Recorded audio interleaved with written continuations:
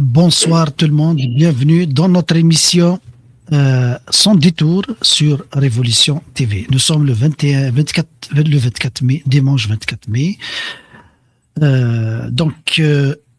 La campagne de collecte des parrainages des listes des candidats aux législatives du 2 juillet a officiellement pris fin le 18 mai à minuit. Maintenant, tout le monde attend les résultats de la sélection qui sera faite par le pouvoir. Ils sont en train de choisir qui va être accepté dans cette course que tout le monde pense jouer d'avance. Donc, pour cette émission, j'ai le plaisir d'accueillir avec moi Dr Hassan Herash, économiste et analyste politique.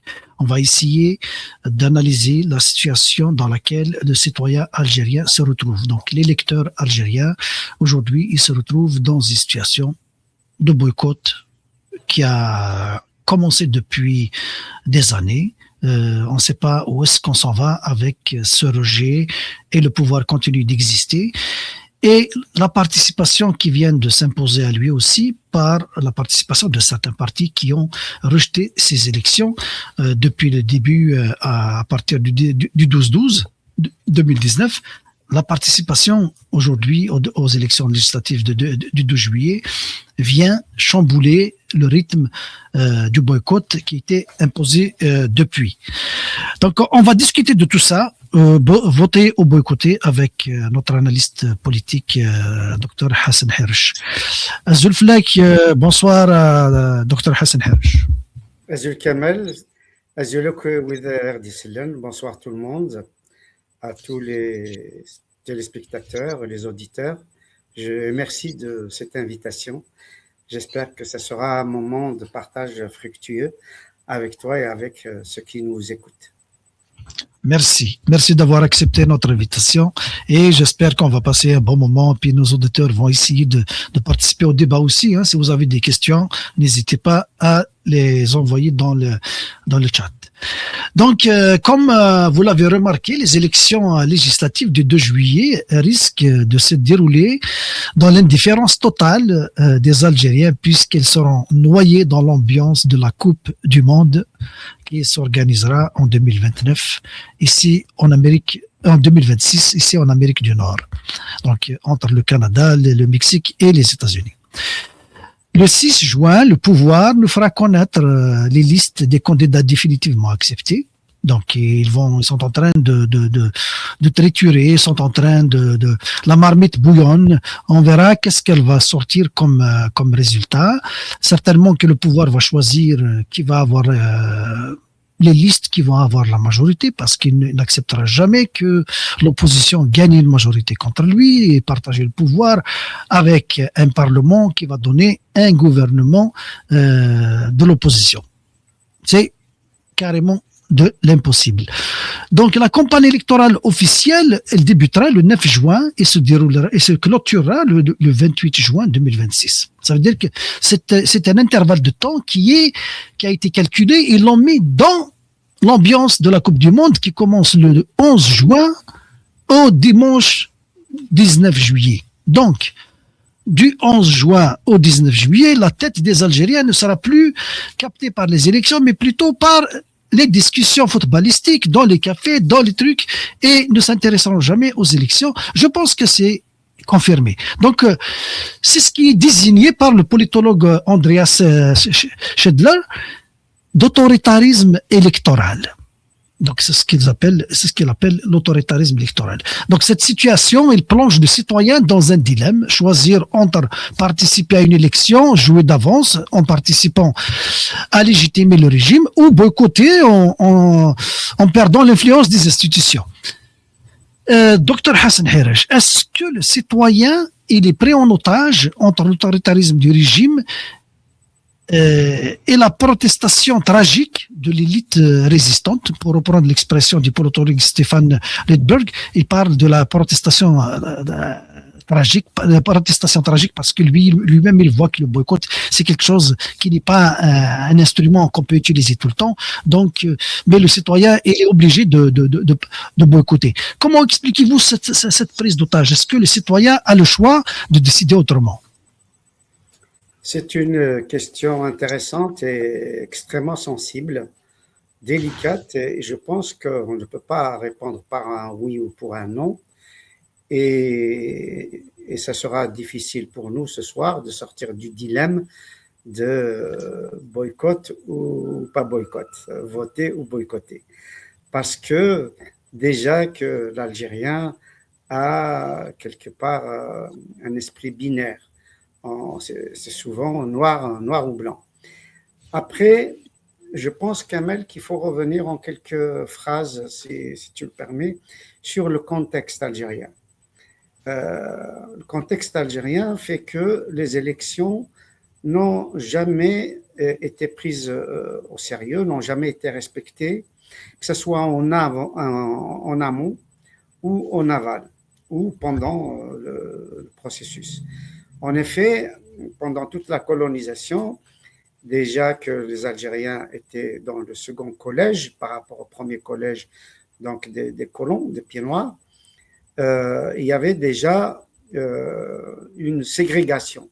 Il fallait 9 voix d'Algériens pour faire une voix d'un Européen. Donc je pense que c'est très important de rappeler ça pour dire de comment est ancré dans la culture collective et dans la conscience collective de l'Algérien, à partir du moment où on sait déjà à l'avance qu'il y a une ségrégation et que pendant le scrutin, il y a un détournement. On se souvient des élections qui ont été organisées par le fameux Mejlen, je ne sais pas comment on prononce son nom d'ailleurs, et ça a été évidemment une fraude massive qui a été relevée par tous les observateurs, y compris par des colons plus ou moins progressistes. Donc après cela, on arrive à l'indépendance de l'Algérie. Là, le scrutin non plus, les élections non plus, n'ont pas été instaurées dans un cadre politique équilibré, un cadre où la volonté populaire peut s'exprimer. Nous savons, par exemple, que quand il y a eu des élections, notamment pendant la période de Boumdien Bokharouba, c'était un candidat unique, puisque c'était les FLN de toute façon, c'était toujours un candidat unique, et il fallait être du FLN pour prétendre aux élections en dehors donc, des élections présidentielles. Donc c'est dire que dès l'avance, les élections n'ont pas été un moyen pour les Algériens à la fois de désigner leurs responsables, leurs décideurs, à la fois de s'exprimer et d'être respectés en tant que citoyens. Alors que ce même Algérien avait mis la barre très haute avant l'indépendance. Tout Algérien se disait que une fois indépendant, eh ben, le citoyen serait respecté, les élections seraient honnêtes, propres, transparentes, et l'Algérien pourrait s'exprimer, etc. Or, comme beaucoup d'Algériens le savent, malheureusement pas tous, l'Algérie a repris les mêmes institutions coloniales, c'est-à-dire le centralisme bureaucratique, la centralité étatique, et qui ne laisse pas la place ni à l'autonomie personnelle, ni à l'autonomie locale, ni à l'autonomie régionale, ni à l'autonomie nationale, ce qui veut dire tout simplement que l'Algérien n'avait pas de marge de manœuvre pour décider de son destin. Alors, nous avons assisté évidemment, on va dire ces 2 ou 3 dernières décennies, à des élections évidemment très contestées, les dernières d'ailleurs, depuis l'avènement, depuis la fin de l'ère Bouteflika, qui était une ère d'esbrouf, d'un verbatim qui est emphatique et qui faisait semblant de faire participer les Algériens, mais qui en réalité excluait comme d'habitude le citoyen. Donc, depuis la fin de cette ère bouteflikienne, si on peut l'appeler comme ça, il y a l'avènement donc maintenant de la période présidée par Abdelmadjid Tebboune. Et malheureusement, ça a mal commencé à partir du moment où son élection a été orchestrée par feu général Gaïd Salah, qui en a fait son affaire personnelle. Parce que comme on a essayé de l'écarter pendant l'ère de Bouteflika, les dernières années de Bouteflika, donc il a essayé beaucoup plus de se venger plutôt que d'asseoir les institutions sur un cadre de légitimité, un cadre de responsabilité, un cadre de respect de la souveraineté du peuple algérien. Donc, à partir du moment où son but, c'était de se venger de ceux qui voulaient l'éliminer, donc il a évidemment pris, pour utiliser ton vocabulaire, il a pris en otage effectivement la première élection présidentielle et malheureusement, cette culture-là, à la fois institutionnelle, à la fois donc politique, même sociétale, continue de présider. Il y a eu donc des boycotts, il y a eu boycotts aussi bien au niveau des présidentielles, des législatives et même plus ou moins au niveau local et régional. Donc aujourd'hui, la question de savoir qu'est-ce qu'il en sera de cette élection législative le 2 juillet 2026, il y a malheureusement des craintes pour que ça se déroule de la même façon, pour que l'Algérien n'ait pas véritablement son mot à dire, lors même qu'il existe toujours des petites marges de manœuvre, je pense qu'on reviendra là-dessus, et qui fait que peut-être que on peut relativiser le boycott dans la mesure où la question qu'il faut se poser, Kamel, je pense, c'est que se dire en quoi c'est important de voter ou en quoi c'est important de boycotter. Qu'est-ce que ça m'apporte? Qu'est-ce que ça apporte à la collectivité? Il va de soi que si j'agis dans les intérêts de la collectivité, je dois me dire, est-ce que participer à une élection qui, si elle n'est pas jouée entièrement à 100% d'avance, est jouée quand même d'avance dans la mesure où, comme là aussi tu le disais, je me permets de reprendre ton idée, le pouvoir, les décideurs ne permettront jamais qu'il y ait une assemblée nationale à majorité de l'opposition. À partir du moment où on parle de cette hypothèse-là, un certain nombre d'Algériens se disent, dans ce cas, alors pourquoi voter? Puisque mon vote, de toute façon, ne permettrait pas une alternance, ne permettra pas d'être présent de façon massive et significative au sein de l'Assemblée nationale pour pouvoir peser sur les projets, les lois, ainsi de suite. Donc, tu peux m'arrêter quand tu veux. Donc, la question... Oui, Hassan, ça veut dire que la question qui se pose, c'est que si on revient au boycott lui-même, qui est un instrument, qui est un outil pour rejeter le pouvoir, rejeter le régime qui manipule les élections. On considère comme ça. Si on retourne à l'histoire, depuis 90, les premières élections en Algérie, donc locales, le FFS qui avait introduit l'idée du boycott à l'époque, qui avait boycotté les élections, et avec le Hashmi Shrif aussi qui ont boycotté les élections locales, je pense, hein, c'était les deux. Mais après, par la suite, la participation a été utilisée en 97. Bon, en 95, le RCD, Saïd Saadi a participé aux élections avec Zaroual et tout ça, c'était présidentiel. Aït Ahmed avait boycotté. Il y avait d'autres partis qui ont voulu participer, mais le pouvoir les a éjectés par manque de nombre de signatures, toujours. Donc, il a créé des mécanismes pour sélectionner qui participe ou qui ne participe pas. Mais 97, les élections législatives, le FFS a participé aux élections. Il n'avait pas boycotté.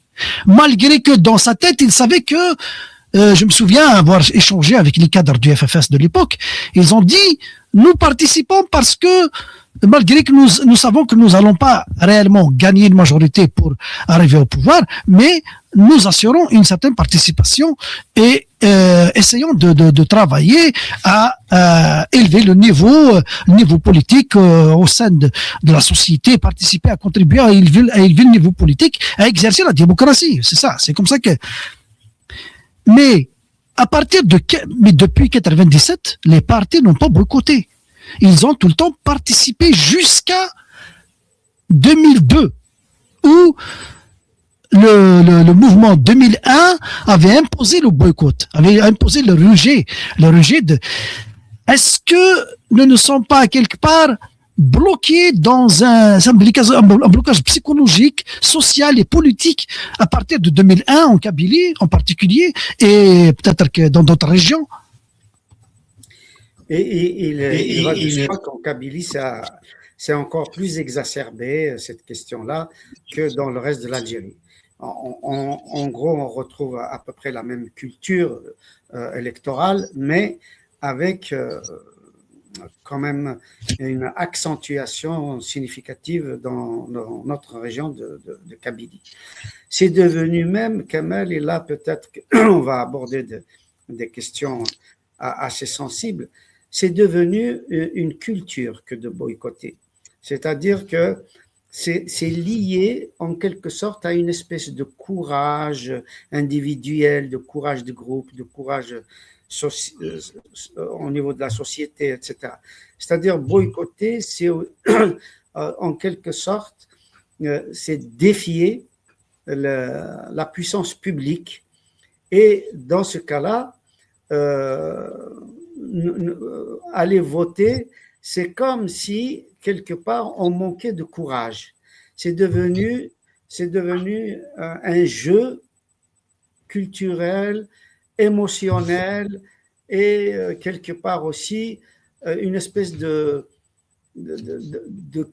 culture concurrente entre les uns et les autres, c'est-à-dire de se montrer plus courageux que l'autre, plus déterminé que l'autre, etc. C'est-à-dire de se montrer plus militant, plus,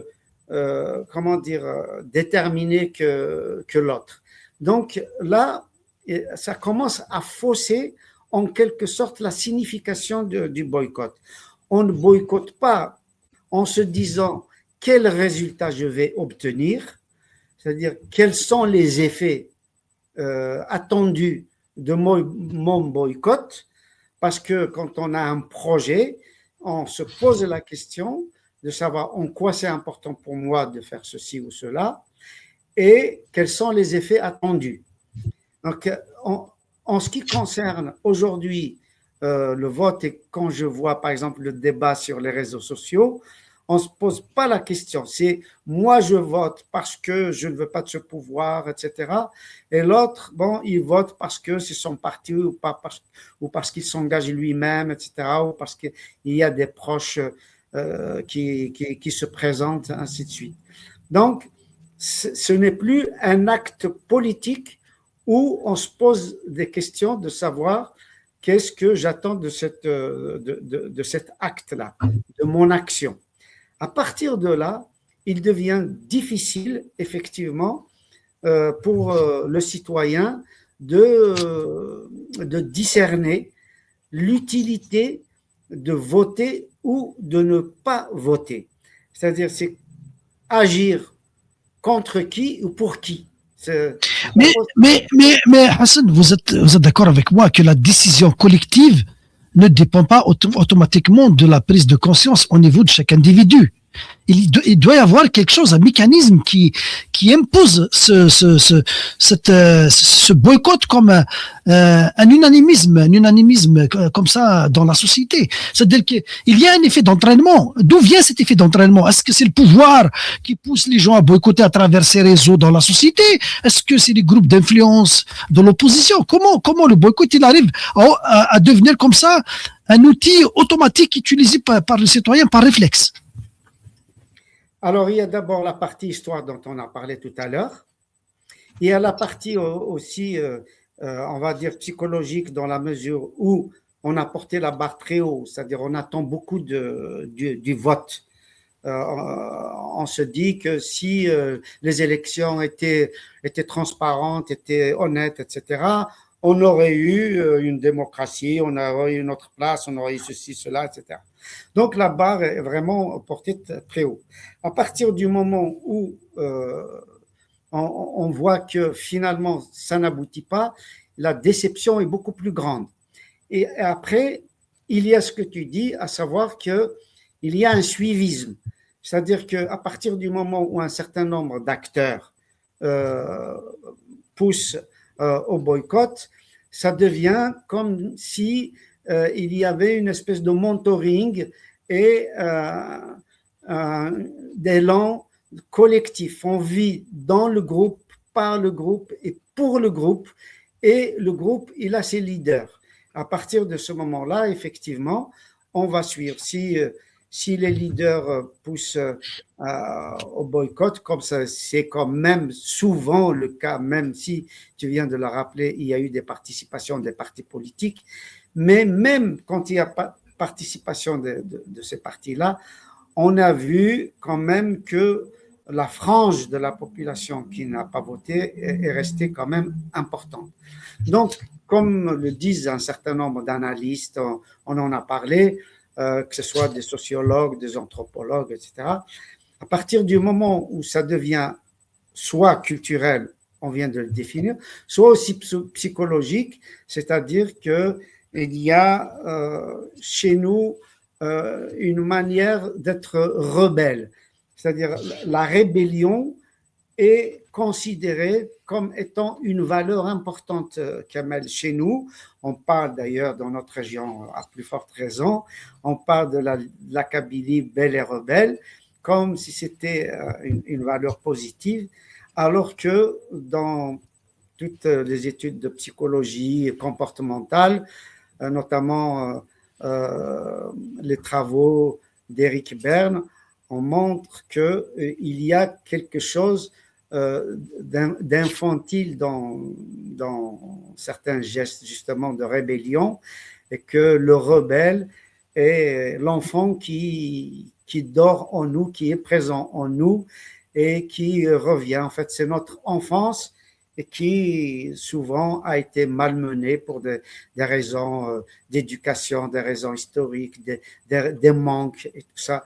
On a eu pour les Algériens des générations et des générations, à la fois d'exclusion, à la fois du manque, à la fois de la marginalisation, ce qui fait que quand un être humain se sent un peu minorisé, eh ben, il va compenser par des gestes forts, par justement des élans de rébellion.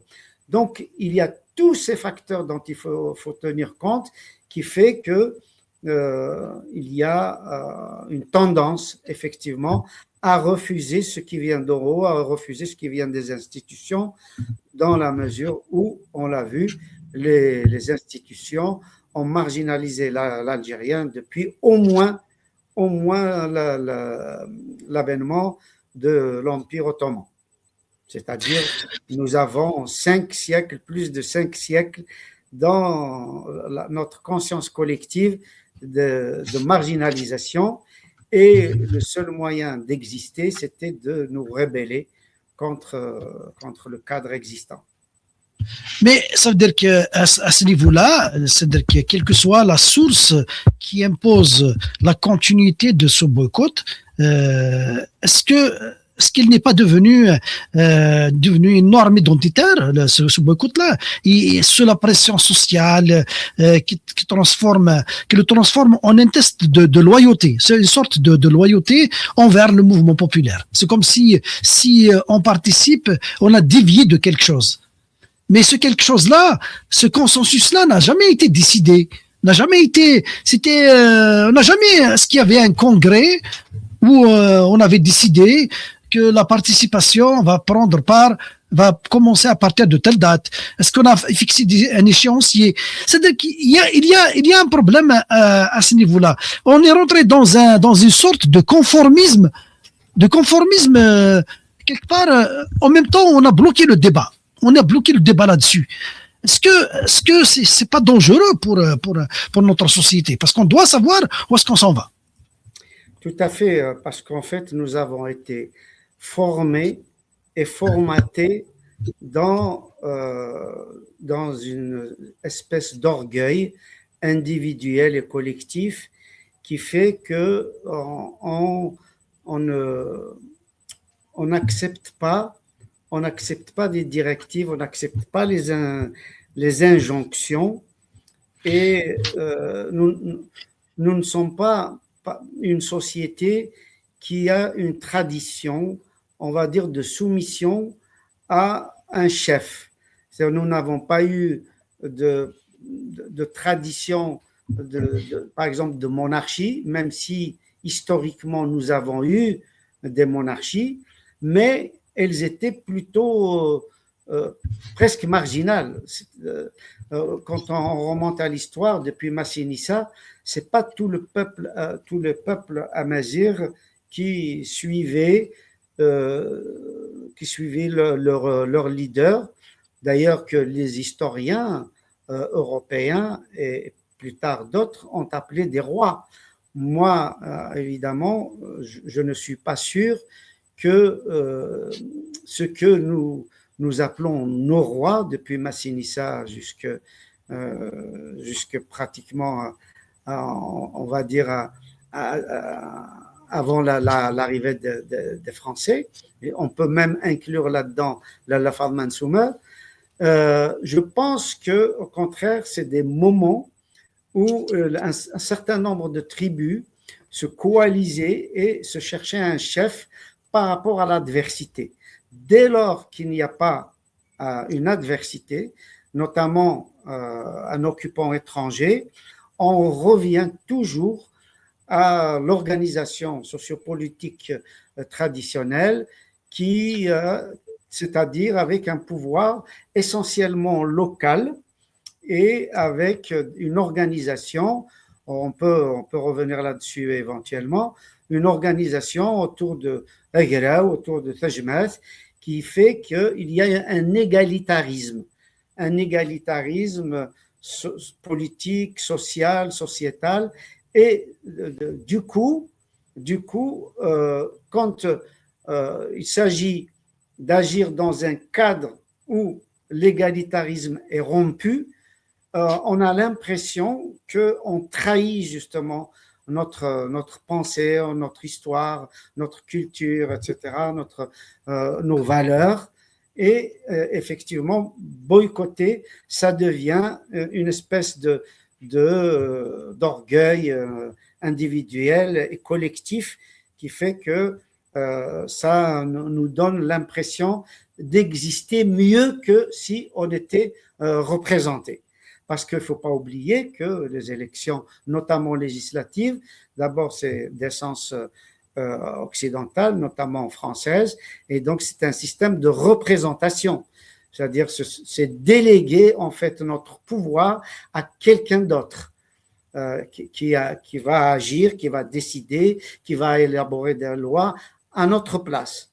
Et comme nous sommes justement dans cette configuration d'égalitarisme, il est très difficile de passer le cap et donc d'aller à un vote comme étant un projet de société. Malheureusement, ça ne l'est pas encore et ça ne le sera pas encore demain, quoi.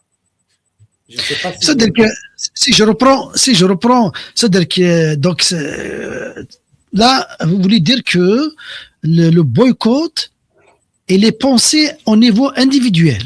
Il n'est pas quelque chose qui s'impose par une dynamique collective. Donc, il est pensé au niveau individuel. Donc, si individuel, chaque... mais l'individu inscrit dans le groupe. Il faut qu'on se rappelle que les personnes qui nous écoutent prennent bien en compte ce qui a été bien décrit par Pierre Bourdieu dans la société algérienne et kabyle en particulier. On vit dans le groupe, par le groupe et pour le groupe. Donc, comme disait un ami ethnopsychologue, il disait l'individu chez nous, c'est le village.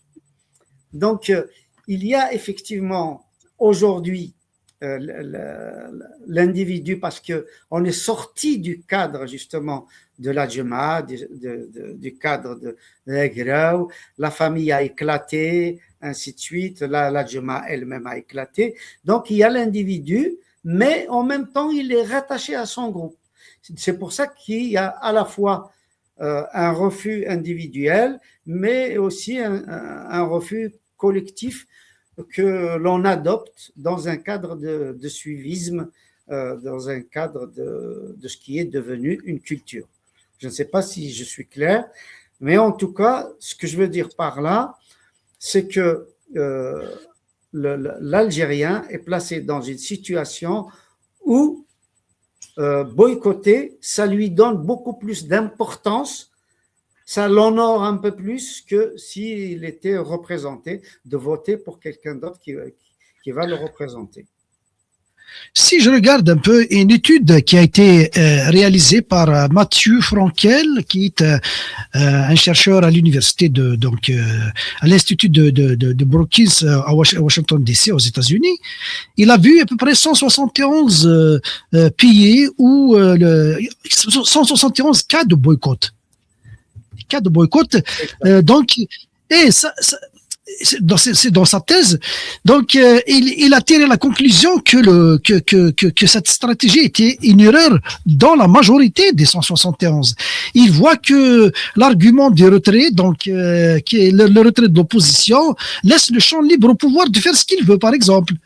Et cette menace de boycott peut servir comme un outil, mais quand elle dure dans le temps, elle se retourne contre l'opposition. C'est ça les conclusions de sa thèse. Et il voit à peu près quand on menace de boycotter le régime, il est sous la menace d'être isolé, d'être non reconnu et légitime. Il y a possibilité de négocier, mais quand il n'y a pas de négociation, le pouvoir s'entête, comme celui de l'Algérie. À un moment donné, la continuité dans le boycott, ça se retourne contre l'opposition, l'auto-exclusion, et aussi on participe à éloigner la société dans l'exercice de la démocratie. Parce que, voilà. En effet, en fait, il faut se dire une chose, Kabal, je pense extrêmement importante, c'est que le boycott a du sens dans une société démocratique. C'est-à-dire que c'est une façon, effectivement, de rejeter un certain nombre de propositions ou de rejeter une personnalité qui veut prendre le pouvoir, etc. Donc, ça a un sens. On envoie un message et on tient compte de ce message-là.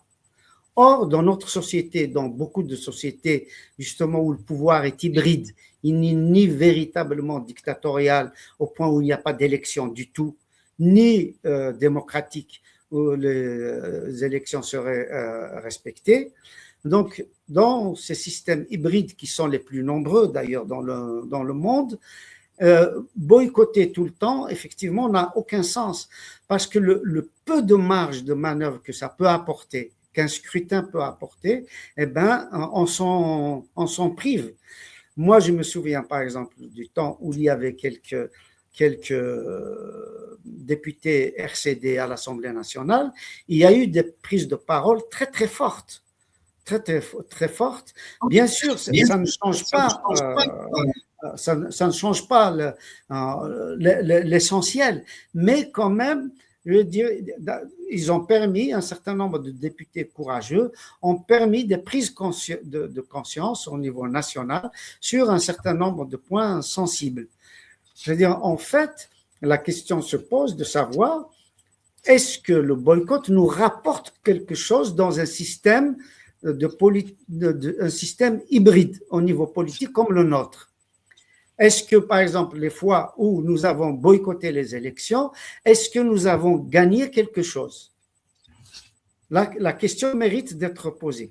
Non seulement nous n'avons rien gagné au niveau du changement, non seulement nous n'avons rien gagné au niveau de la prise en compte du boycott, mais en plus, le peu de représentants qu'on pouvait avoir dans les assemblées, notamment l'Assemblée nationale ou éventuellement le Sénat, eh bien, le peu de voix qu'on pouvait avoir, nous ne les avons pas eues. Donc, quelque part, boycotter, c'est tout perdre, et voter, c'est perdre beaucoup, mais ce n'est pas tout perdre. C'est gagner un peu. C'est ça la question. C'est ça la question qui se pose. Est-ce que maintenant l'idée du changement démocratique qu'on veut, c'est de l'avènement de la démocratie, qu'on essaye d'imposer par le boycott. C'est-à-dire qu'on accule le pouvoir, on le met dans l'isolement et tout ça. Et c'est légitime dans l'absence de débat qu'il y ait des participationnistes.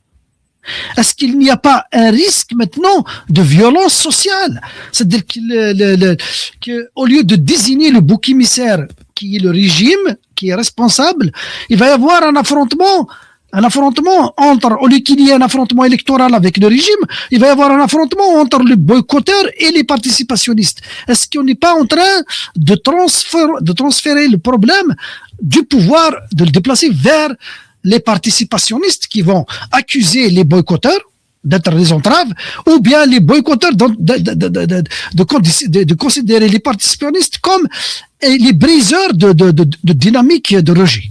Est-ce qu'il n'y a pas ce risque? Ah oui, le risque est même assez grand. On a vu, par exemple, il n'y a pas si longtemps, je crois que c'était, je ne me souviens plus si c'était pour la Constitution ou pour les législatives, où il y a eu des groupes qui ont cassé des urnes, par exemple, dans certaines régions d'Algérie. Donc, à partir de ce moment-là, c'est évidemment un moyen de ne pas voter et d'empêcher les autres de voter. Donc, ceux qui se disent « je boycotte parce qu'il n'y a pas de démocratie », en fait, il va utiliser un moyen non démocratique pour empêcher l'autre de voter. Donc, on l'a déjà vu en Kabylie. Je me souviens, les élections législatives de 2002, il y avait certains acteurs du mouvement de Kabylie de 2001, ils ont engagé des jeunes pour brûler les sièges du FFS et du RCD. Nous l'avons vu en 2004 aussi, quand ils sont attaqués à la campagne électorale en Kabylie, de la participation de Saïd Sadi. Donc il y avait cette violence qui s'est installée. Est-ce que, voilà, c'est un risque? C'est un risque, d'autant plus qu'on a vu qu'il y a... C'est un risque déjà pour l'Algérie de façon générale, et pour la Kabylie en particulier, parce que c'est là que les tensions sont exacerbées.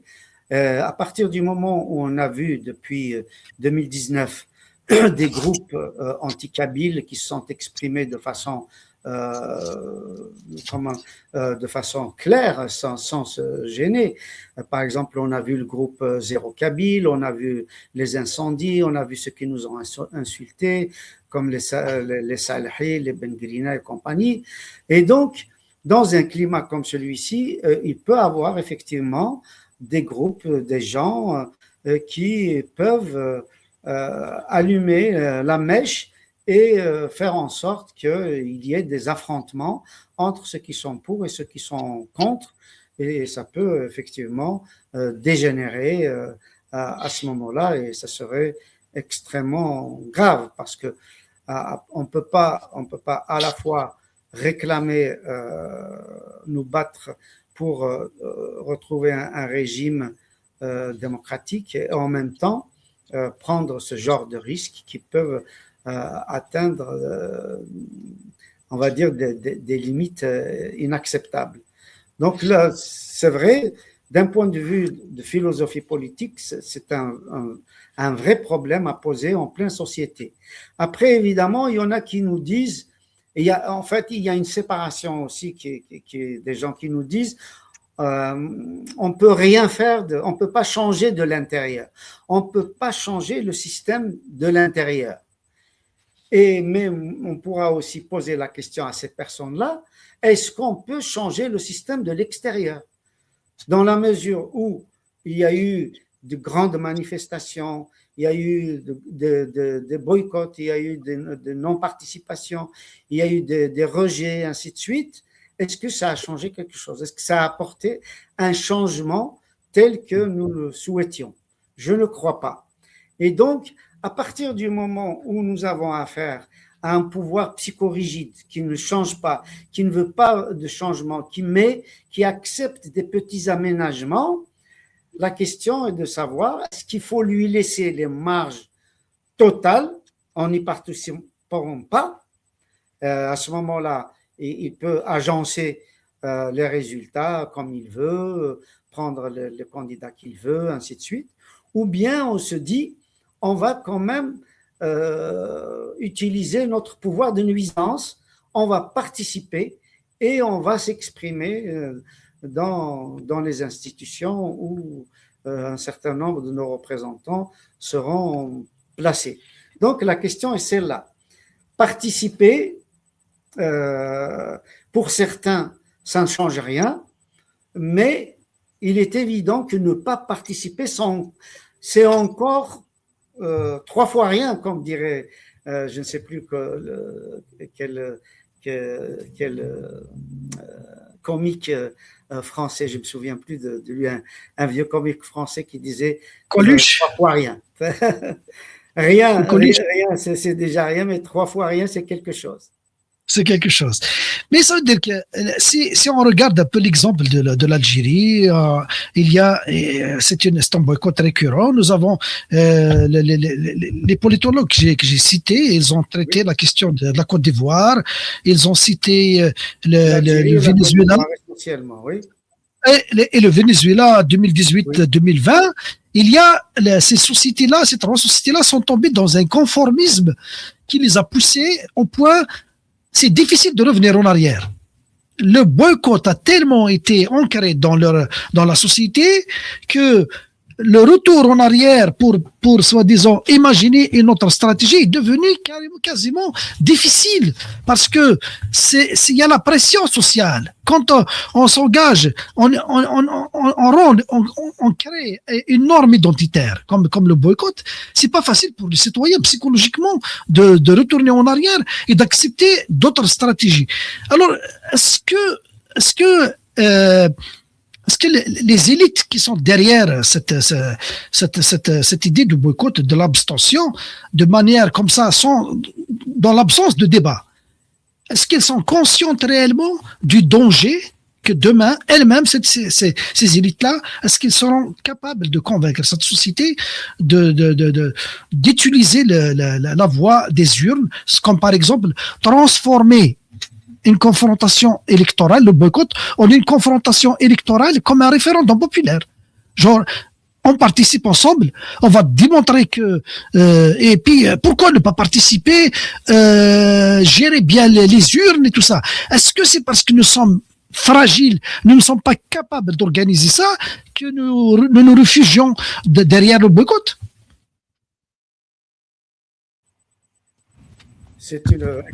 C'est une excellente question parce qu'en fait, quand on voit tous les systèmes politiques qui ont pris exemple de la Russie, parce que ce que tu décris est valable pour la Russie,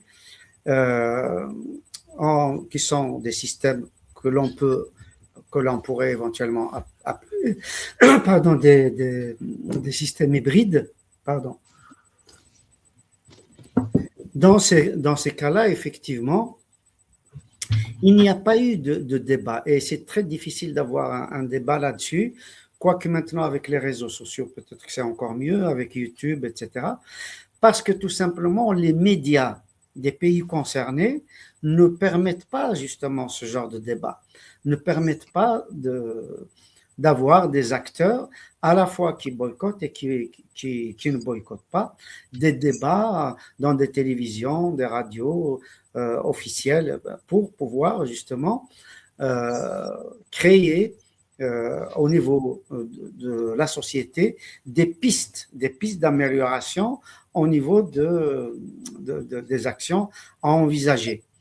Donc, à partir du moment où il ne peut pas avoir ce débat, il nous reste effectivement à nous dans les réseaux sociaux, de, Mais tu es d'accord, Hassan, qu'on ne peut plus maintenant utiliser l'argument que le pouvoir a fermé les médias pour débattre, pour s'exprimer.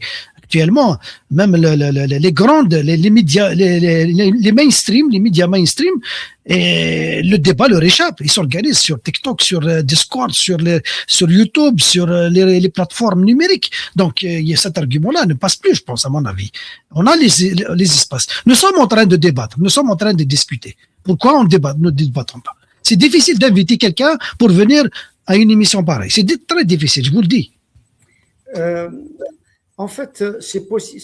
Le débat, effectivement, maintenant, est beaucoup plus dans les réseaux sociaux, mais c'est dans les pays, beaucoup plus dans les pays occidentaux.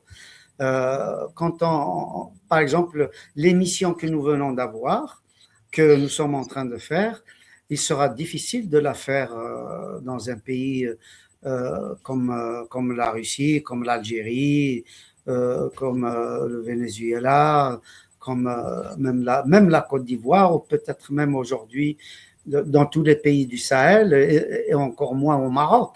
Donc, on ne peut pas utiliser les réseaux sociaux avec toutes les possibilités qu'ils offrent dans ces pays-là.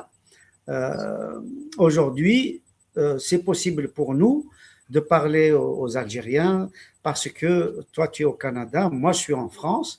Si on avait émis à partir d'Alger ou de Tizi Ouzou ou de Tlemcen, peut-être que nous n'aurions pas été jusqu'au bout de notre émission.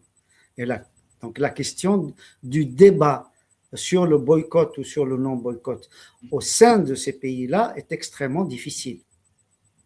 Mais l'émission, elle est accessible.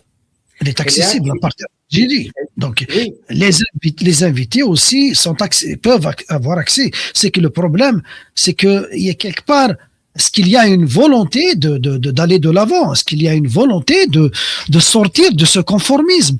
Parce que quelque part, on est bloqué psychologiquement. Chacun qui essaie, quand on essaie de quitter, est-ce qu'on n'est pas quelque part bloqué par la pression sociale de sortir de ce mimétisme collectif? moi je pense que c'est un mimétisme extrêmement dangereux, surtout pour la Kabylie, dans la mesure où il y a eu une politique de dékabilisation des institutions par Bukharoba, et puis ça a été plus ou moins poursuivi par d'autres. Eh bien, nous, finalement, on va dans le même sens. C'est-à-dire qu'on ne participe pas du tout aux élections, notamment les élections nationales. Il va de soi que on complexe ceux qui veulent entrer dans les institutions. C'est-à-dire au lieu de renforcer les nôtres qui sont dans les institutions, au contraire, on les dévalorise, on les critique, on les disqualifie même, et si bien que notre région n'est pas représentée ou elle est représentée par des personnes qui font toutes les concessions possibles et imaginables.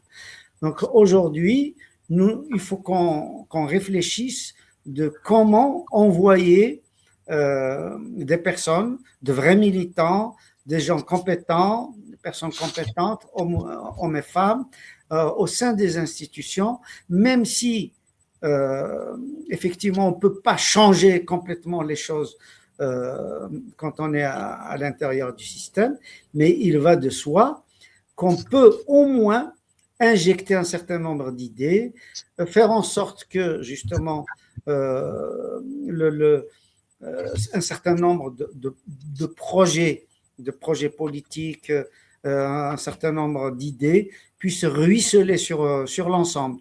C'est un peu toute proportion gardée, Kamel, si tu peux me le permettre. Oui. C'est par exemple le fait de passer sur Al-Maghribiya ou de ne pas passer. Beaucoup de gens que je connais plus ou moins me reprochent de passer sur Al-Maghribiya en disant que c'est une chaîne islamiste, ceci, cela, etc., et que ça ne sert à rien qu'on ait utilisé, ainsi de suite. Et qu'ils ont la caution démocratique par notre présence, etc. Mais en même temps, si on ne passait pas là, il y aurait un seul langage pour les Algériens, pour les téléspectateurs. Il n'y aurait pas d'autre idée, justement, à faire passer, des messages à faire passer au public qu'ils ont. Et donc, à ce moment-là, nous serions perdants totalement. Mais Hassan, je ne laisserai pas ce point passer parce que je ne sais pas ce que tu t'es rendu compte.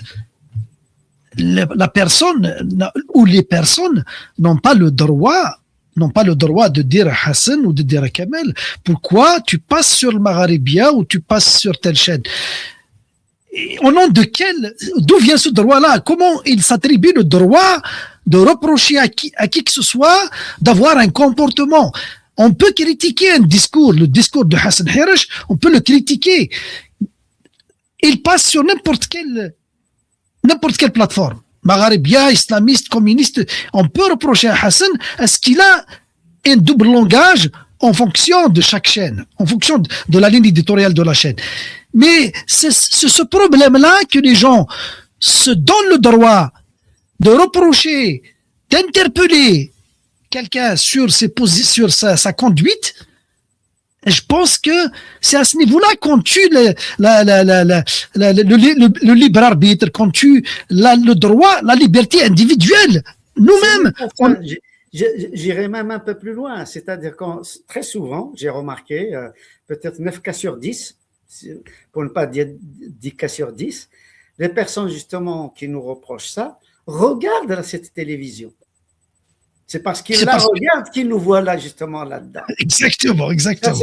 Ça, c'est le premier point. Exactement, par exemple, comme quand des gens participent aux élections, par exemple, législatives, qui deviennent députés, sénateurs, ceux qui étaient pour le boycott, ceux qui ont été vraiment de façon très, très forte, cherchent après des appuis auprès de ces députés, auprès de sénateurs, pour avoir un certain droit, pour avoir un certain nombre de privilèges, etc., pour intervenir dans un service institutionnel, un hôpital, une administration, une banque, etc. Donc, non seulement, à la fois, ils refusent qu'il y ait ce vote-là, ils refusent qu'il y ait des députés, mais en même temps, dès qu'il y a des députés, ils s'adressent à eux pour leur demander des services. Donc, c'est toutes ces contradictions qu'il faut relever. Mais c'est ça que je t'ai posé comme question. Je te l'avais dit, je t'avais demandé de savoir, est-ce que c'est une position purement individuelle ou bien c'est un conformisme, c'est la pression sociale qui impose aux gens de suivre un certain mimétisme collectif. C'est ça le problème. Parce que si on arrive à... Je pense que c'est les deux, mais c'est surtout, comme disaient les auteurs que tu as cités, il y a beaucoup de mimétisme. C'est un petit peu ce que je disais, sortir des rangs, c'est en quelque sorte une trahison. Ne pas être solidaire, ne pas avoir de courage, ne pas être un bon militant, etc. Donc quelquefois, lors même que l'on n'a pas réfléchi ou qu'on se dit même que c'est important de voter, on ne va pas voter effectivement par suivisme. Donc le problème, cette idée de participation ou de boycott, et on doit régler cet aspect-là, ce blocage au niveau individuel d'abord, parce que si je suis un peu, je reprends l'exemple que tu viens de donner, les députés élus. Et je vois beaucoup de ces porteurs de ce message de boycott. Je les ai entendus sur le Magharibia, sur les autres chaînes. Quand ils voient un député à l'intérieur de l'hémicycle, l'actuel Parlement, critiquer le pouvoir, donner des chiffres qui vont à l'encontre du système, à l'encontre du régime de Tebboune, ils se gargarisent, ils les utilisent, ils applaudissent, ils les retournent, ils les utilisent encore contre le pouvoir. Ça veut dire que c'est pas grave quand c'est quelqu'un d'autre, mais c'est quand c'est quelqu'un parmi nous, il y a quelque part, il doit pas participer. Je comprends pas ça. Comment se fait-il? Si c'était par exemple Atman Mazouz ou Mohamed Hamoud Boumdien ou Mohamed Diwanouren qui est à la peine, il va utiliser les chiffres qu'il découvre, attaquer le pouvoir en public, on partage la vidéo, on s'extase à partir de là, c'est bien. Mais quand c'est un gars du FLN, un gars du RND ou un gars de Hamas qui attaque le pouvoir et on reprend la vidéo, il y a quelque part un problème. Et puis on demande à Hamoud Boumdien, on demande à tous les autres pourquoi vous participez. Moi, je n'arrive pas à comprendre ce problème-là. C'est un paradoxe. Est-ce que vous avez quelque chose sur le plan neurosociologique ou psychosociologique expliquer ce paradoxe-là? Ce paradoxe, de mon point de vue, vient du fait que nous sommes un peuple très émotionnel et donc quand on est dans le refus, quand on est dans la rébellion, etc., il y a un gain émotionnel. Et un gain émotionnel, ça nous donne de l'autosatisfaction, de l'importance, ça augmente l'estime de soi, ça nous donne un rang social. On bombe le torse, on se dit voilà, moi j'ai fait ceci, j'ai fait cela, moi j'ai jamais voté, ou j'ai jamais été dans un parti politique, etc. Comme si c'était un exploit.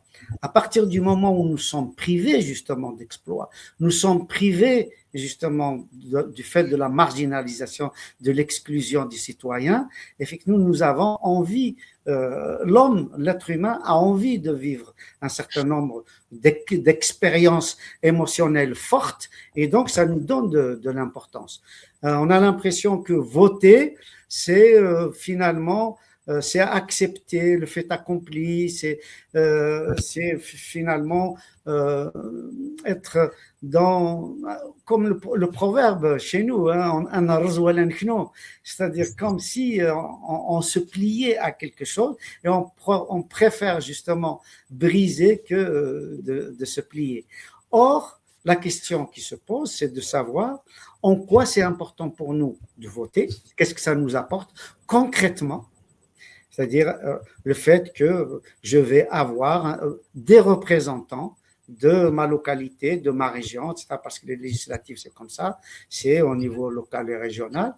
Est-ce que, justement, le fait que j'envoie quelqu'un de compétent, quelqu'un que je connais, qui a une expérience militante, etc., je sais qu'à l'Assemblée nationale, il ne va pas mettre la langue dans sa poche. Je sais que même s'il n'a pas beaucoup de temps de parole, il finira quand même par dire un certain nombre de vérités qui me conviennent, etc. Ou bien, je vais dire, non, je préfère rien. À partir du moment où je ne chamboule pas tout, où je ne fais pas la révolution, à partir du moment où la démocratie ne tombe pas tout de suite sur le plateau, eh ben, je participe à rien. À ce moment-là, on n'a rien. Il faut se dire qu'on n'a rien. Donc, il y a tout ça. Et il y a aussi un point, Kamel, si tu veux bien, mais ça, c'est juste une hypothèse. Je pense qu'il y a par exemple, là, je parle uniquement de la Kabylie, pas de l'ensemble de l'Algérie. Je pense qu'il y a des anti-Kabyles qui poussent les Kabyles à ne pas voter de façon à ce qu'ils soient complètement absents des institutions. Oui, c'est pas exclu. Même le pouvoir lui-même, il est pour le boycott parce que il n'encourage pas. Si on se souvient, Tebboune avait déclaré que un taux de participation de 5% ne le dérangerait pas parce que lui, il est plus dans une démarche de légalité que d'une démarche de représentativité. Parce que la légalité, c'est la légitimité. La représentativité, c'est plus l'aspect démocratique. Donc, moral, c'est l'aspect moral. Vous êtes élu par une minorité d'Algériens et ça ne dérange pas. Pensez-vous que Tebboune va encourager ceux qui ne voteront pas Hamas, ceux qui ne voteront pas FLN, ceux qui ne voteront pas clientèle du régime, vous pensez que ça les arrange qu'ils participent aux élections? Toute la question est là, justement, de qui participe, qui ne participe pas. Et quand on regarde la scène politique algérienne depuis maintenant plusieurs décennies, on voit que ceux qui participent, c'est ceux qui, justement, dans le camp conservateur, dans le camp intégriste, dans le camp du pouvoir. Et malheureusement, ceux qui ne participent pas sont justement dans le camp démocratique. Ce qui fait que nous avons nous-mêmes agi de façon à exclure le camp démocratique du champ institutionnel. Et ça doit être un débat à partir d'aujourd'hui, de mon point de vue. Je ne sais pas si j'ai répondu à ta question ou peut-être tu voudrais la préciser, mais ce qui est certain, c'est qu'au jour d'aujourd'hui, toutes les fois où il y a eu des boycotts, généralement, c'est ceux qui se battent pour l'avènement d'un système démocratique. Or, le système démocratique, ce n'est pas pour demain. On le voit d'ailleurs même dans les grands pays. Un pays comme les États-Unis, une grande démocratie. Imaginez que les Américains se disent, eh ben, écoutez, à partir du moment où le président des États-Unis est toujours élu en fonction de la somme d'argent, en fonction des milliards qu'il arrive à engranger, et qu'aucun petit candidat, enfin petit au sens de l'argent, aucun candidat dépourvu d'argent ne passerait aux États-Unis. Est-ce que le citoyen va se dire, finalement, je ne participe pas aux élections parce que c'est toujours le plus grand milliardaire qui passe comme président de la République? C'est-à-dire cette démocratie tronquée fait en sorte que ça peut avoir le même débat que chez nous. C'est que la démarche du boycott maintenant, la démarche du boycott, c'est l'auto-exclusion. La démarche de participation, au moins au niveau national, législatif, c'est qu'on renoue avec l'activité politique, on communique de manière légale sans s'exposer à la loi 87 bis vers le citoyen, et au niveau local, c'est d'occuper les espaces. Le pouvoir local est un pouvoir important aussi. Pourquoi le laisser entre les mains du pouvoir? La distribution des fonciers agricoles, c'est là où la corruption se déroule, c'est au niveau local réellement. Là où il y a des projets de construction, là où il y a le suivi au niveau de la PIWI, au niveau de la PC. Alors, quand on abandonne ces pouvoirs-là entre les mains de... Qu'est-ce qu'on imagine comme solution? C'est-à-dire l'issue plutôt, l'issue. On abandonne tout ça pendant combien de temps et quelle sera l'issue? Quelle sera l'issue? Qui va profiter de cette issue-là? Parce qu'imagine, le pouvoir, il est en train de gérer. Il est en train de gérer avec sa clientèle. On abandonne les APC, on abandonne les API, oui, mais le pouvoir, il arrive à trouver avec qui gérer. Il y gère. Mais qu'est-ce qu'on vise avec ça? Est-ce qu'on le sait aujourd'hui? Qu'est-ce qu'on vise avec ce boycott? Est-ce qu'on le sait? Est-ce que, entre vous et moi, est-ce qu'on sait qu'est-ce qui est visé à partir de ce boycott? En créant le désert. Mais le pouvoir continue d'exister, continue de gouverner avec ses clientèles, avec ses éléments. Malgré qu'on est il y a encore le pétrole, il y a encore qui couvre. On maintient, on paye les salaires, mais jusqu'à quand? Est-ce qu'on va attendre la fin de l'épuisement du pétrole pour espérer le changement? En fait, je crois que nous n'avons pas l'habitude dans nos débats, depuis toujours, nous n'avons pas l'habitude véritablement de nous poser la question de qu'est-ce que nous voulons, quel objectif nous voulons atteindre, et à partir du moment où on clarifie notre objectif, on sait ce qu'on veut, on se dit qu'est-ce qui dépend de nous et qu'est-ce qui ne dépend pas de nous. Donc, à partir du moment où on fait justement toute une série de possibilités de tout ce qui dépend de nous, eh ben, on peut peut-être aboutir à se dire, eh ben, ce qui peut-être dépend de nous pour notre projet de société, à savoir les droits de l'homme, les droits des femmes, l'égalité entre hommes et femmes, l'enseignement tamazirt, la liberté d'expression, la liberté de la presse, etc. Alors, qu'est-ce qui dépend de nous? Ce qui dépend de nous, c'est justement d'avoir un certain nombre d'hommes et de femmes au sein des institutions qui puissent porter ce message-là. Parce qu'à partir du moment où ce message est absent dans toutes les institutions, aussi bien dans la mairie, dans les wilayas, dans l'Assemblée nationale, dans le Sénat, etc., même dans d'autres institutions, à ce moment-là, le meilleur moyen de se dire qu'est-ce qui dépend de nous, c'est de se dire, il faudrait qu'il y ait déjà nos représentants qui soient placés là où il faut.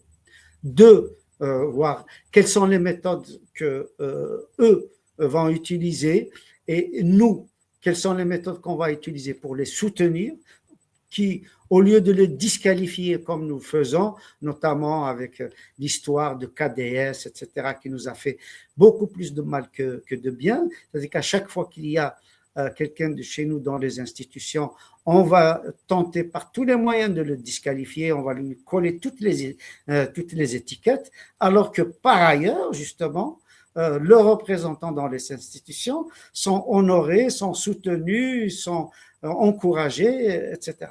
Donc, il y a toute une culture à revoir, tout un débat à avoir pour se poser cette véritable question, donc, de qu'est-ce que nous voulons, qu'est-ce qui dépend de nous, et activant tout ce qui dépend de nous.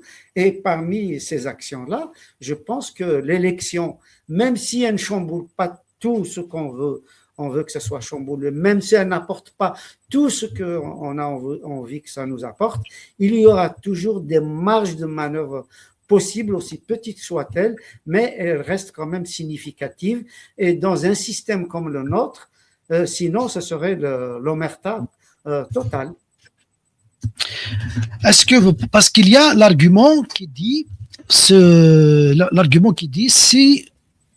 on participe, on légitime le pouvoir. Est-ce que le pouvoir a besoin de la participation pour le légitimer? Mais on le sait depuis 2012 jusqu'à maintenant, et il ne s'est pas offusqué outre mesure. Hein. Il est bien comme il est. Il a toujours cherché à désigner, il a désigné ses ministres, il a gouverné. C'est-à-dire que, est-ce que réellement le boycott a mis à mal le régime? Est-ce qu'on l'a fragilisé par c'est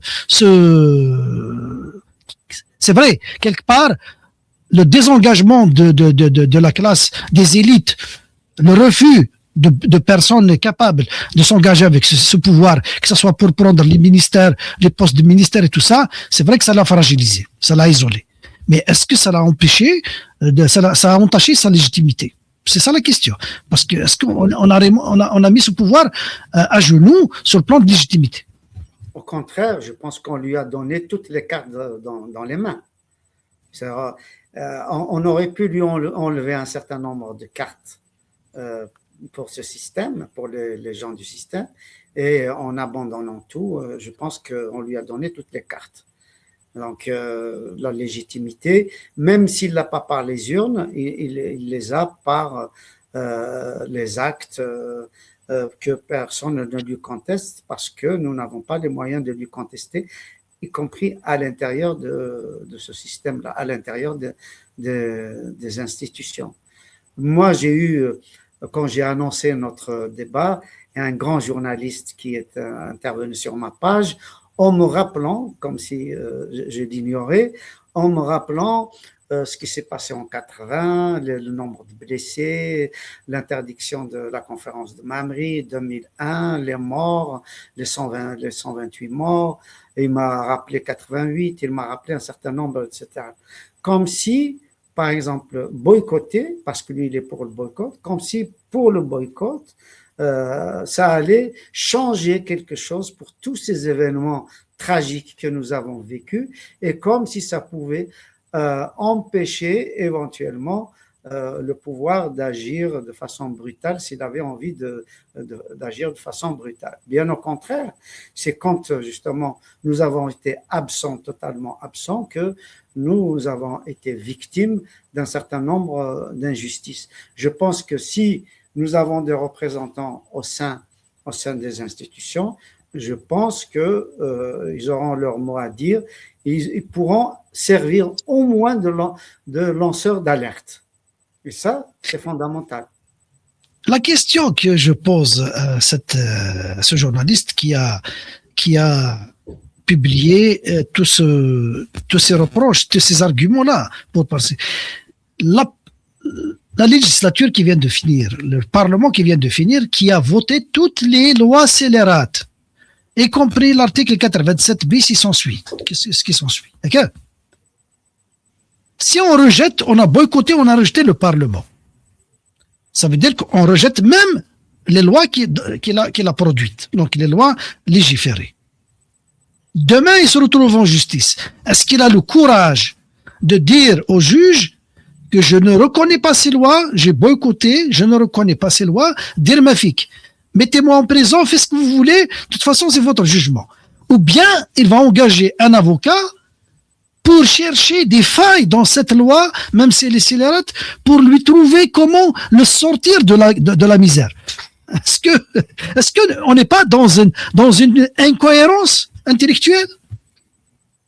Tout à fait. Je pense que la personne chercherait plutôt à trouver un avocat et à trouver un certain nombre de failles dans le système juridique, judiciaire en place. Et que il y aurait moins malheureusement d'acteurs au niveau institutionnel pour le défendre, parce qu'on aura boycotté les élections et qu'on n'a pas laissé les meilleurs d'entre nous prendre ces places-là.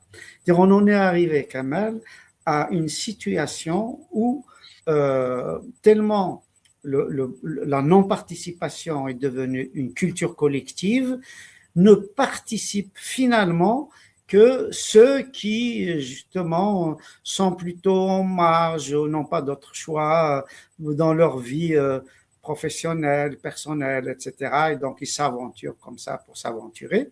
Et donc, on empêche les meilleurs d'entre nous, justement, de nous représenter. Parce qu'on les disqualifie, parce que on les charge de tous les maux du fait de leur participation, etc. Donc, le débat doit avoir lieu sur ces questions-là, de comment faire pour que ce soit les meilleurs d'entre nous qui aillent aux élections et comment faire justement pour qu'on ne s'éparpille pas, parce que à partir du moment où il y a cette idée forte de boycotter, etc. Donc, ceux qui vont se présenter, très souvent vont se présenter à titre individuel, soit par suivisme, soit pour justement dire que malgré la situation, je vais quand même y aller, mais il va se retrouver isolé. Il va se retrouver... Donc, ça veut dire quoi? Ça veut dire que ce sont des comportements de rejet, mais qui se réfugient dans la légalité. Ils acceptent d'être dans la légalité réellement. Alors, c'est quoi la différence entre ces députés, ces candidats qui veulent y aller, qui vous disent, on va y aller chercher les moyens légaux pour exister politiquement et commencer à nous organiser peut-être pour créer une convergence politique, une convergence du courant démocratique. C'est quoi? Et de l'autre côté, est-ce que Hassan Haïrouche aujourd'hui, il connaît, un observateur, un analyste politique, est-ce qu'il connaît la stratégie du boycott? Est-ce qu'il y a une stratégie derrière ça? Est-ce qu'aujourd'hui, les porteurs, on les connaît, sans citer de nom. C'est des gens qui utilisent le boycott comme une démonstration de force pour dire رانا هنا حنا في حنا c'est nous حنا هو رب تاع الشعب هذايا on le conduit comme on veut on vous bloque. Est-ce que ces gens-là ont présenté une alternative par rapport à ce boycott-là? C'est-à-dire que ce boycott, c'est une force qu'on utilise, mais pour réaliser quelque chose. Est-ce qu'on a une alternative quelque part? Non, je pense qu'ils cherchent à confirmer leur positionnement, à savoir qu'il y a effectivement un refus et un rejet du pouvoir en place. Et pour eux, le fait qu'il y ait boycott, ça leur donne raison. C'est-à-dire, on est dans la psychologie du dernier mot.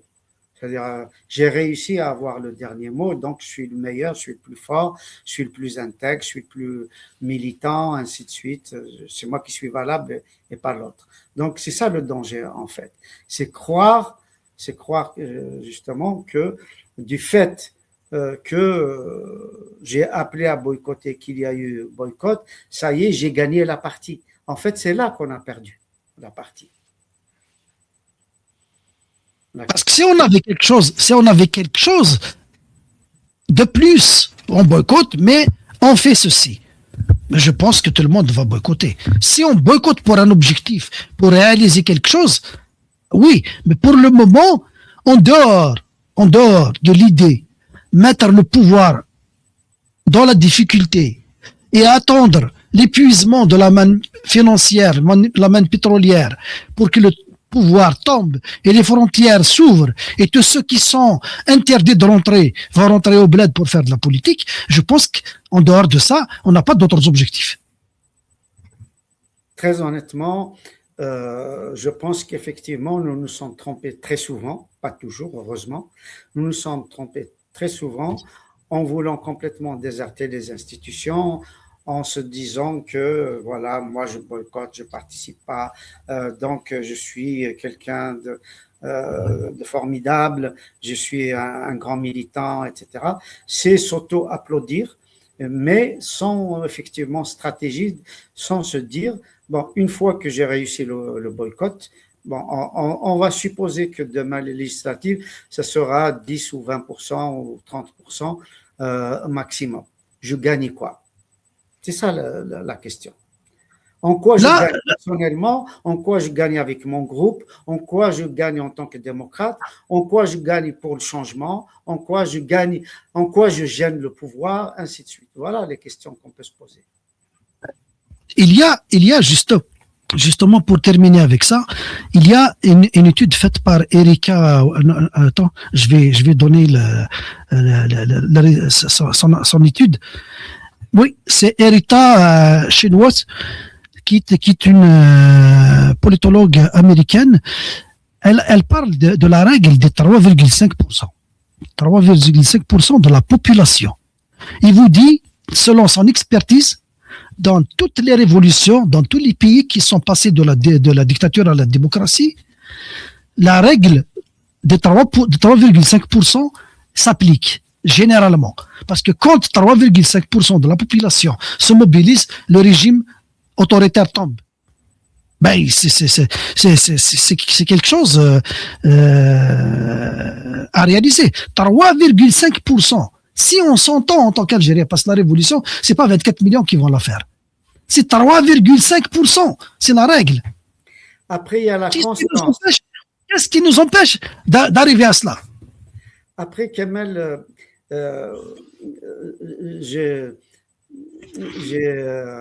comment dire, je n'ai pas vu toute l'étude dont tu parles, mais effectivement, 3,5%, mais dans la constance aussi, c'est-à-dire pas dans un événement précis.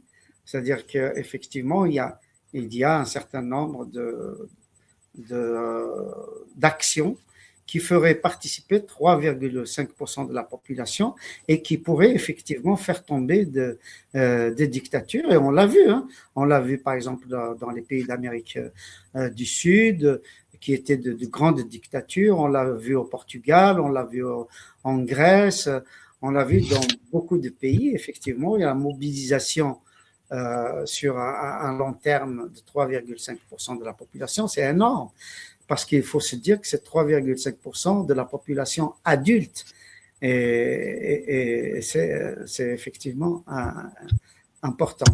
Je pense que pour nous, on doit se poser la question de comment participer et comment former des groupes au niveau du Parlement. Comment rejoindre, par exemple, des partis démocratiques comme le RCD. Comment, par exemple, en tant que candidat libre, indépendant, c'est-à-dire non partisan, comment, une fois élu, comment à l'Assemblée nationale, je pourrais tisser des liens avec ceux qui me sont proches. Parce que de toute façon, je ne peux pas être d'accord sur tout. Même à l'intérieur d'un parti, on n'est pas d'accord sur tout. Donc, comment faire, puisque aujourd'hui, il y a un éclatement des partis politiques pour des raisons que l'on connaît, dont on a parlé plusieurs fois, et qui est beaucoup plus du fait de la politique du pouvoir plutôt que de leur politique propre, parce qu'un parti politique qui n'a pas le droit de se réunir, de manifester, qui n'a pas le droit de faire des congrès, des manifestations, des conférences, etc., il va de soi qu'il finit par s'effilocher, et donc non pas de son fait, mais du fait qu'il n'a pas le droit d'activer. Alors, comment, justement, à partir de cet effilochement-là, comment des femmes et des hommes qui partagent l'essentiel des idées, les valeurs les plus importantes, comment, une fois élus, ils doivent justement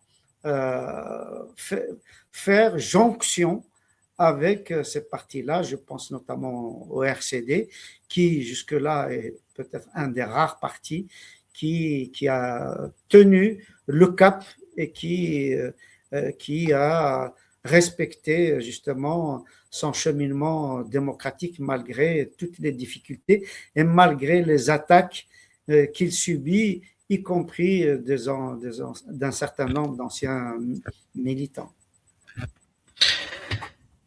Et voilà, donc la question qui reste, juste l'espoir, est-ce que Hassan Hirash, est-ce que vous pensez que c'est possible dans cette première phase de préparation des législatives, est-ce que c'est possible d'engager le débat et d'arriver à une stratégie qui va réunir les deux courants, participationnistes et boycotteurs, parce que il faut pas qu'on s'effrite, il faut pas qu'on s'effiloche, il faut qu'on arrive à ce qu'il n'y a pas une urgence, et aussi est-ce que c'est faisable maintenant? Je pense que ça sera difficile parce qu'on a du mal à s'accepter, on a un esprit binaire, c'est noir ou blanc, et donc pour créer de façon comme ça spontanée une culture de tolérance, une culture d'acceptation, une culture d'écoute, une culture où on ne cherche pas à avoir le dernier mot, etc. Je pense que ça va être extrêmement difficile. Mais l'espoir, effectivement, existe dès lors qu'on ne place pas la barre trop haut. Donc, qu'on accepte des cheminements, une politique des petits pas et qu'on donne aussi l'exemple. Que l'on comprenne ceux qui disent non, ceux qui boycottent, par exemple, qu'on dise on vous comprend, on sait pourquoi vous boycottez, on vit les mêmes problèmes que vous, les mêmes souffrances que vous, les mêmes exclusions que vous, mais acceptez à votre tour aussi qu'on tente quelque chose enfin, que l'on soit présent dans les institutions et que l'on puisse parler justement de nos idées, de nos aspirations, de nos projets au sein même de ces institutions-là. Je donne un exemple concret, simple, Kamel, peut-être qu'on va finir là-dessus. Prenons l'exemple de l'Académie Amazigh. L'Académie Amazigh, suite à toutes les luttes des militants, aussi bien élus que non élus, suite à des prises de parole au sein de l'Assemblée nationale, etc., Bouteflika avait fini par se plier à accepter de créer l'Académie Amazigh. Il y a eu même des membres, je crois une quinzaine, qui ont été nommés avec même un directeur ou un président qui a été nommé, etc. Puis, arrivé l'équipe d'Abdelmajid Tebboune, apparemment personne ne lui a soufflé à l'oreille qu'il faut redonner vie à cette institution. Eh bien, moi, je suis convaincu que si on a des gens comme Hamoud Boumdi et plein d'autres à l'Assemblée nationale, je pense que ça sera un de leurs objectifs prioritaires au sein de l'Assemblée nationale, se battre pour avoir notre académie et notre école normale supérieure de Tamazight. Voilà des cas concrets comme ça que l'on peut porter en tant que représentant de la population locale, régionale, nationale. On arrive à la fin. Merci Hassan pour votre Merci, temps, d'avoir répondu à mes questions. Et puis merci à vous de nous avoir suivis. J'espère que, comme il a dit Hassan, on peut pas créer un changement de manière aussi rapide à la vitesse de la lumière, changer les mentalités. Mais c'est un débat qui va poser certaines questions, ramener les gens à réfléchir ensemble. Et de cette façon-là, peut-être qu'on avancera. Et j'espère qu'on avancera vite et on va sortir des questions émotionnelles, des positionnements plus émotionnels et subjectifs et voir l'intérêt national avant tout parce qu'il y a urgence. Merci et on vous donne rendez-vous à la semaine prochaine. Merci, et c'est un impératif historique qui nous attend. Merci beaucoup, Sahid. Merci à toi. Merci aux téléspectateurs.